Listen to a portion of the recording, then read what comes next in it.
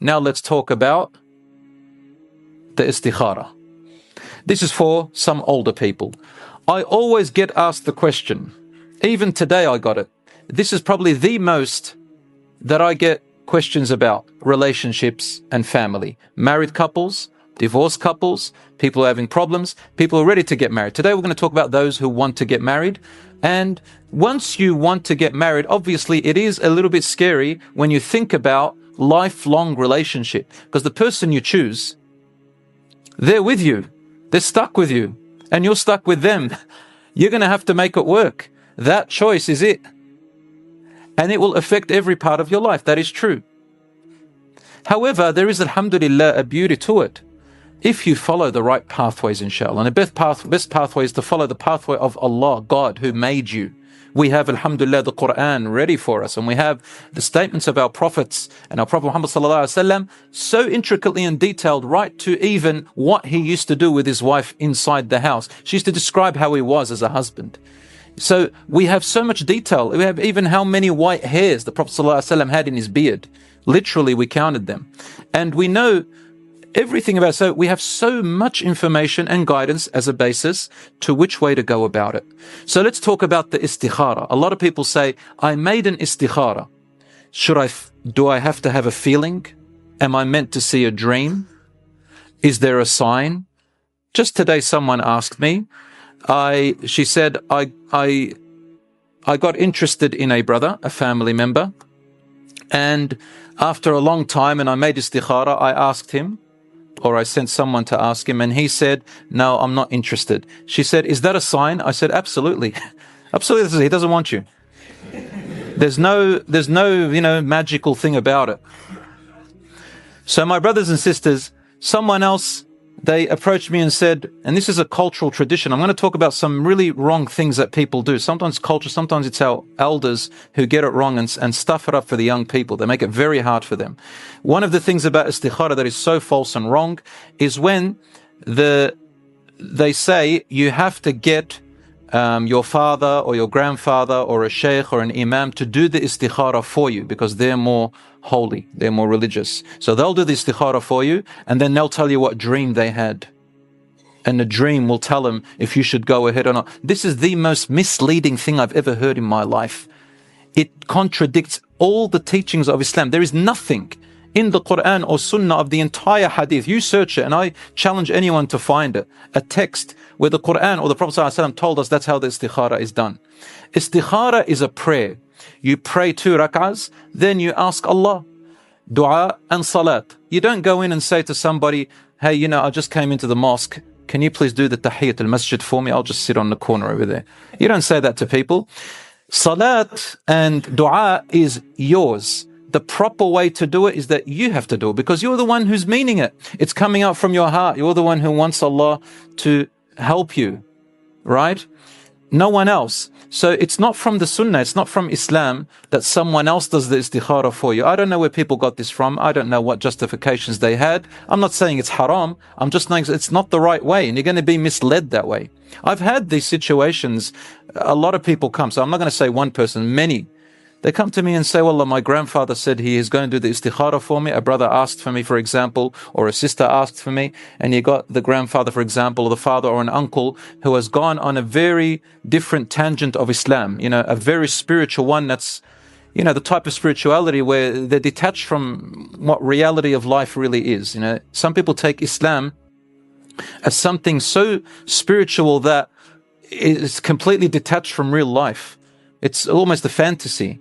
That's not how Islam is. Islam is practical.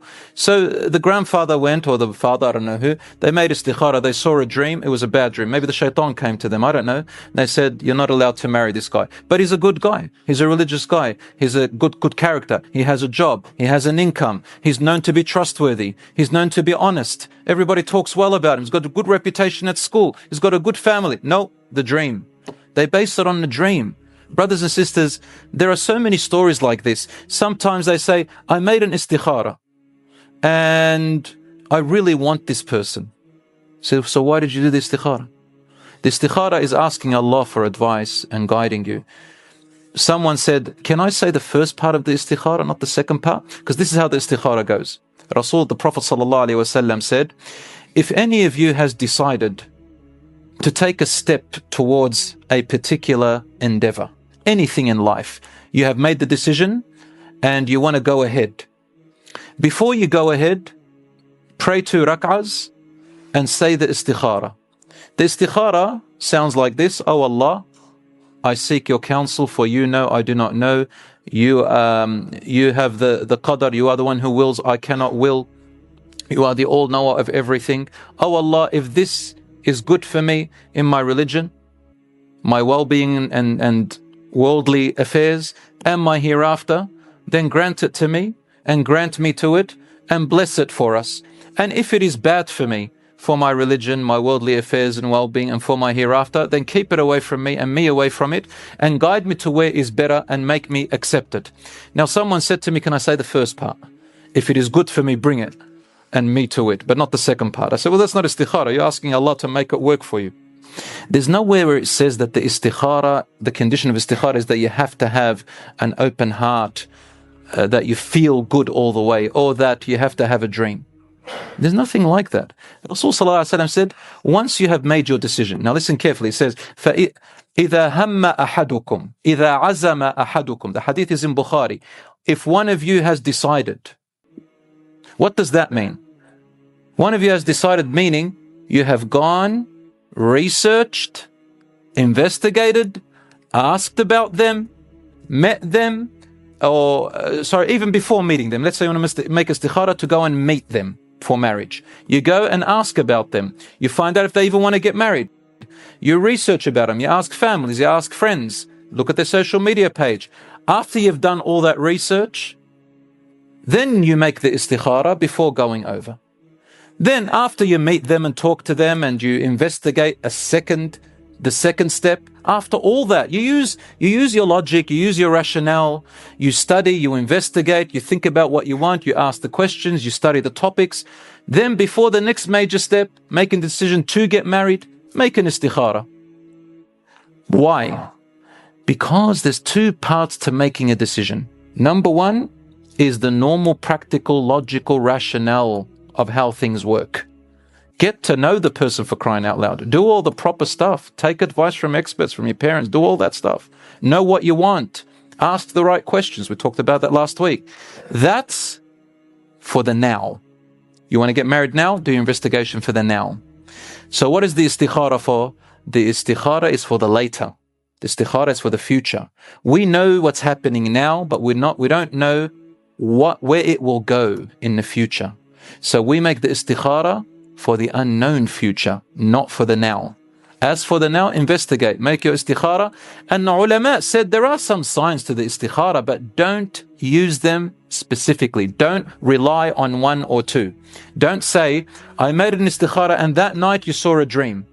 You saw snakes and dogs. Is he good for me? Say, no, that's the shaitan. The shaitan is telling you don't take him because it's probably good. So, but the istikhara, so there's nothing that says you have to see a dream after the istikhara. Dreams in general come in 3 forms, in general. Not attached to istikhara, just in general. Number 1, they are the conversations you have with your conscience. The things you think about in the day, when you go to sleep, your brain and you talk to each other. That's the majority of dreams, majority of us. The second type of dream are nightmares that come from the shaitan.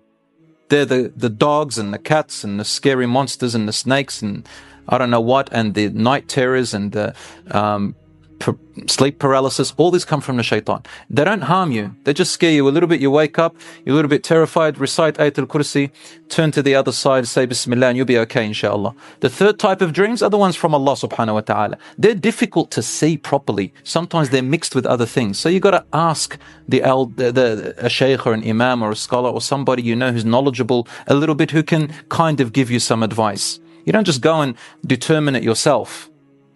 That's not attached to the istikhara. It could be, but it's not. Nor is it that you're going to say, oh, I feel so good. Habibi, when the sun comes out, I feel good. Some people, they're not thinking about, I've seen this before. They're not thinking about someone, but it was a nice day. They go, and they fall in love. It's not because the girl or the boy is good, it's because the sun was out. It's because the weather was nice. You had euphoria. The hormones came out, the serotonin and dopamine, right? You got to distinguish between psychological or hormonal reactions, a bit of adrenaline, and use your brain. Just sit down, write it down. What questions? What's important in my marriage? What's important in my life? Let's look at my family. What kind of a family would suit that I'd be part of? Imagine myself in 10 years' time and I have children. How would my life be? Then go and talk. Do I work? What would I like her to be? How would I like him to be? What would matter to me? What would make me stop getting into this marriage? That's how you think, logically and rationally. Then the istikhara comes later for the future, so that Allah can be there for you and open the pathway for you. Sometimes you may see ease, doors opening. That's a good sign. Sometimes you won't feel anything at all. I tell you, keep going. Sometimes you may feel a little bit up and down. Maybe not. It doesn't matter. Keep going. If it happens, it happens. If it doesn't happen, alhamdulillah, you'll know in the end. You will feel it in the end, just by the way cause and effect is. That, man, this is getting too hard. Father's getting really stubborn. The girl is having thoughts up and down. 1 minute we're together, next minute we're not. I've seen so many red flags. So try to understand what your feelings are and what your brain is telling you. It's very, very important. So brothers and sisters, with the advice and support of family and elderlies, inshallah, and by praying to Allah and making dua, you cannot go wrong. Brothers and sisters, and your investigation and research. Brothers and sisters, therefore now we understand what the istikhara is. Okay? It's for the future. For now, make your research, investigate, do all the things you have to do, and make a decision. There's nothing perfect. You're never going to have a perfect wife or husband, ever. And you're still going to have your ups and downs. Don't blame it on the istikhara, no. But Allah will be there for you in thick and thin. You just do what's right by what He told you, and the rest of it, rely on Allah subhanahu wa ta'ala and keep going. Alright, brothers and sisters? That's the best thing, inshallah.